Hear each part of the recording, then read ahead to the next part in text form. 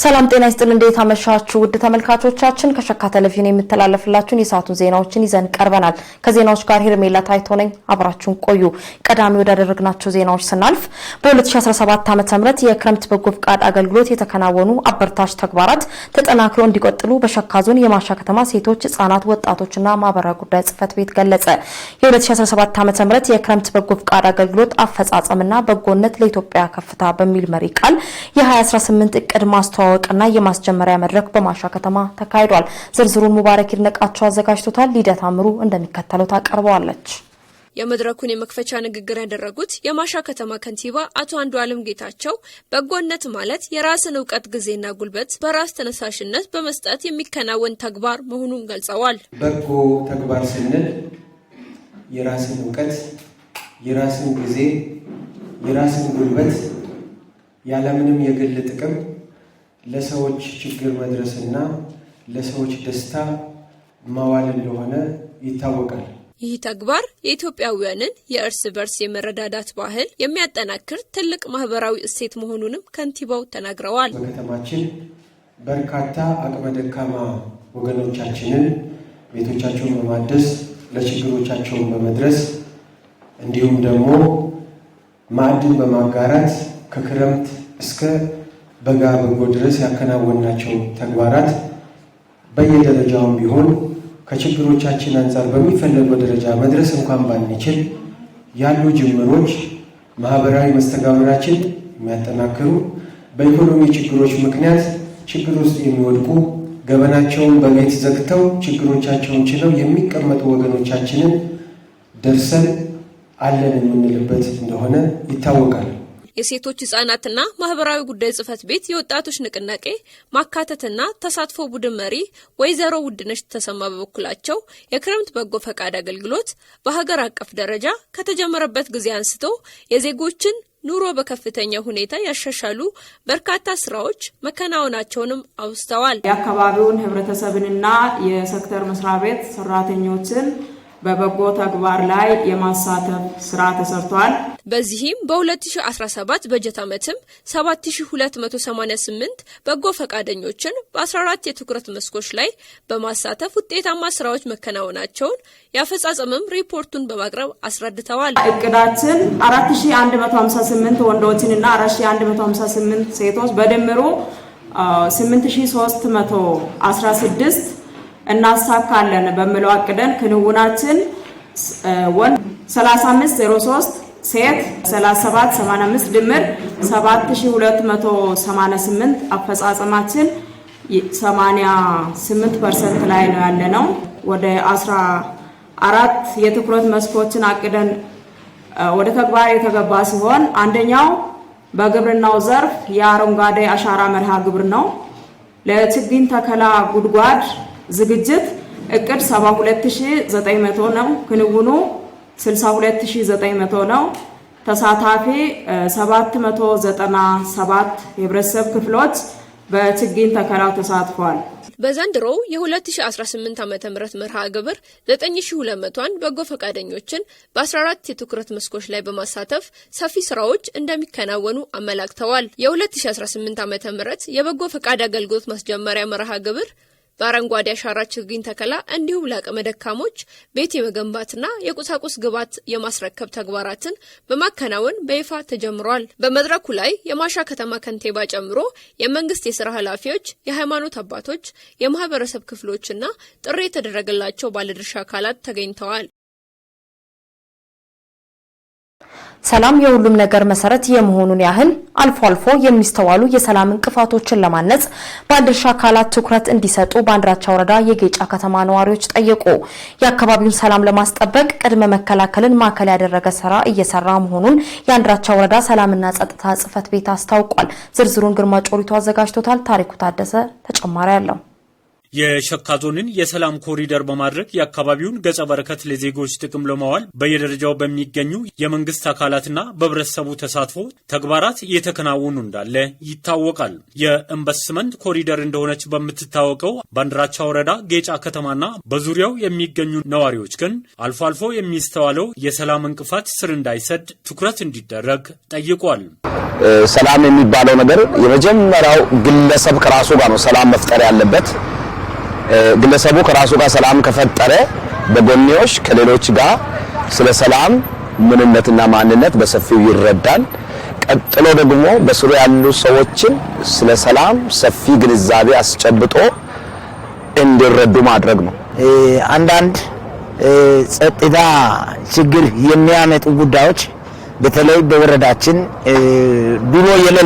ድሮ የሌለ አሁን እየተከሰተ ያለው ነገር በጣም ከባድ ነው። ለምሳሌ በገጠር መሬት አስተዳደር ወንጀሎች እየተፈጸሙ ነው ያሉት። ሰላም ከጠፋና ሰላም ባይኖር እንግዲህ ምን እንደምንሆን መብላትም መኖርም መስራትም አይቻልምና ሰላም በጣም ወሳኝ ነገር ነው። የጸጥታው መዋቅር ህግ ለማስከበር በሚያደርገው ሁለንተናዊ እንቅስቃሴዎች የድርሻቸውን እንደሚወጡም አስተያየት ሰጪዎቹ ተናግሯል። እንዳንድ ሃይማኖት መሪም እንዳንድ አገልጋይም የኔ ሚና ምንድነው እንዲህ ያለ ሰላም ላይ ሰፊውን ግንዛቤ ለህብረተሰቡ ለህዝቡ በማስተማርና ከዚህ ወንጀል ነፃ ሆኖ እግዚአብሔርን ፈርቶ እንዲኖሩ የራሴ ሚና አለኝ። ሶስቱም እነዚህ አካላቶች ህዝቡን ሚሊተሪ ፓርቲው አመራሩም እንግዲህ መንግስትም አንድ ላይ ተቀናጅተው ሰላምን መያዝ አለበት።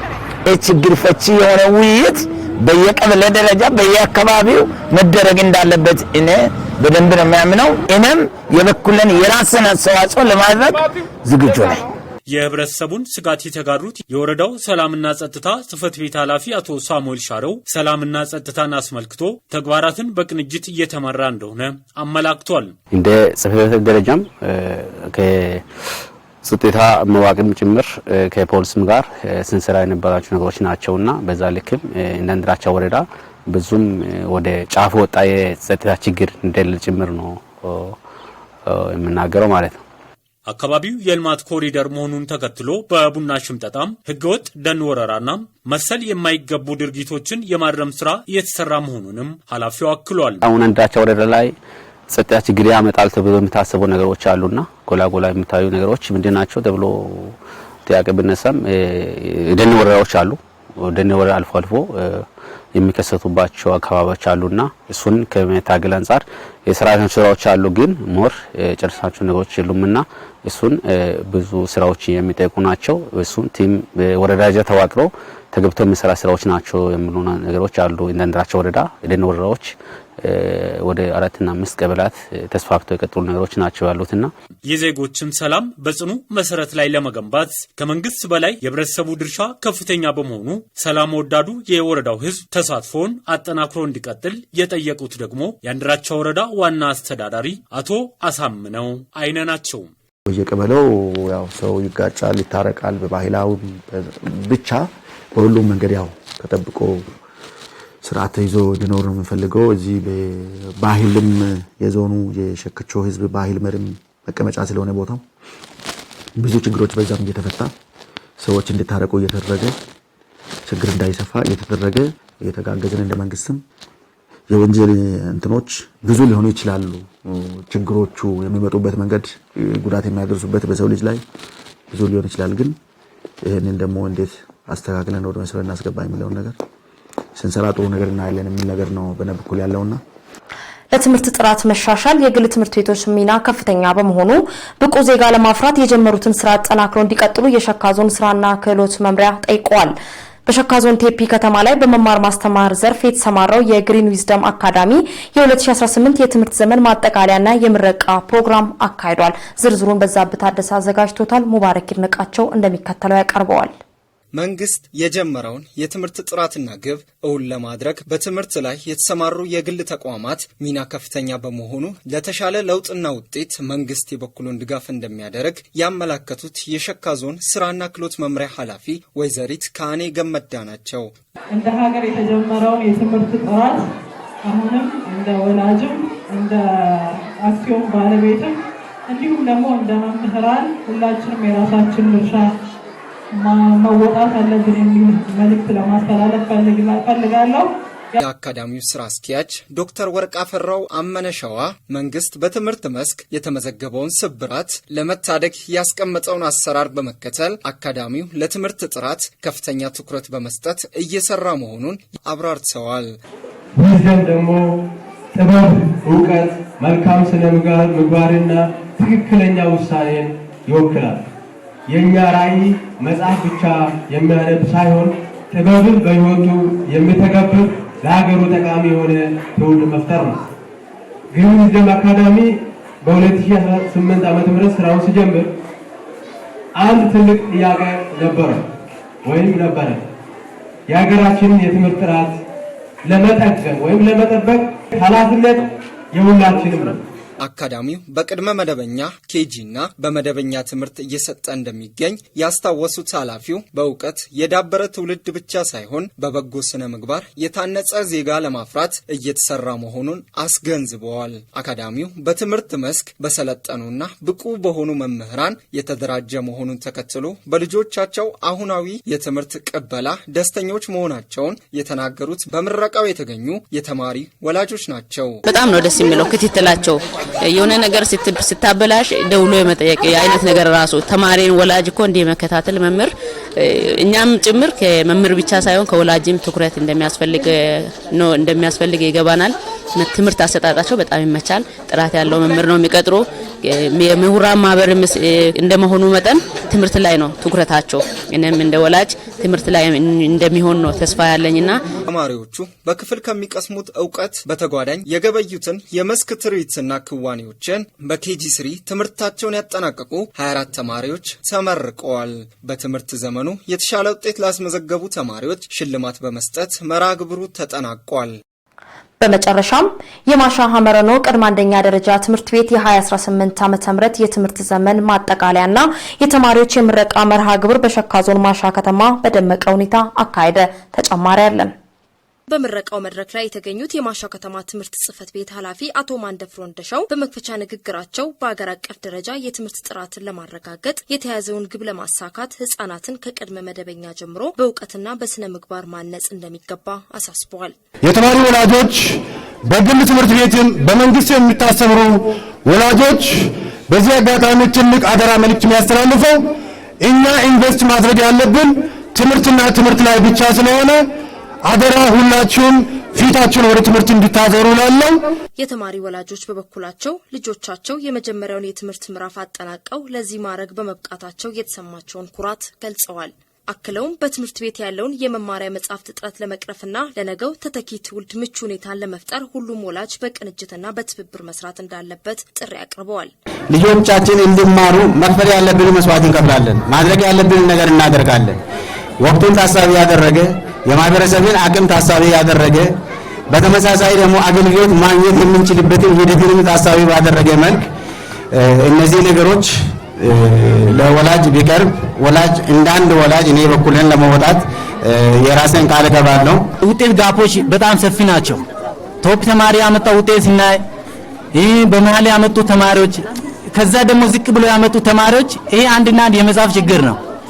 የተማሩትን ያነባሉ፣ ቀድሞም አንብበው መጥተው ክፍል ላይ እንደ ክለሳ ነው የሚማሩት። ይሄ የመጻፍ ችግር ነው።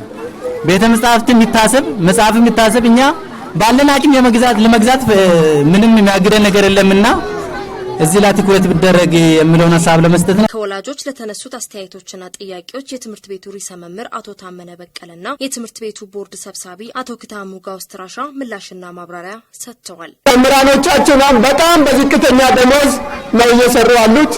የኑሮ ውድነት አለ። ቀጣይ ደግሞ በመቶ ብር ምንድነው የምንገዛው? ወረቀት ምን ያህል ነው? እያንዳንዱን ከግምት አስገብተን ምን ብለን ያስቀመጥነው ነው። ሁሉንም ነገር መምህርንም እንቀጥራለን።